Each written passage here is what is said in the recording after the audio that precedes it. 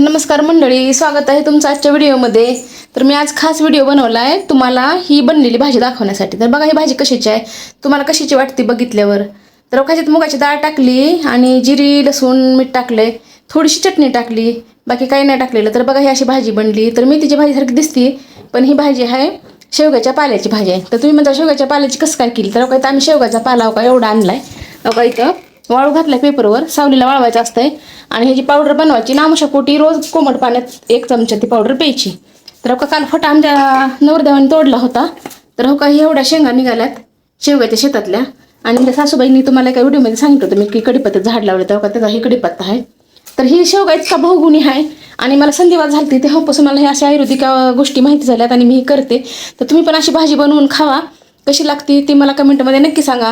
आणि जर तुम्हाला नाही भाजी बनवता आली तर मला कमेंट करा, मी तुम्हाला एकदा भाजी बनवताना व्हिडिओ करून टाकेन. तर चला मग पुन्हा भेटू पुढील व्हिडिओमध्ये. तोपर्यंत श्री स्वामी समर्थ.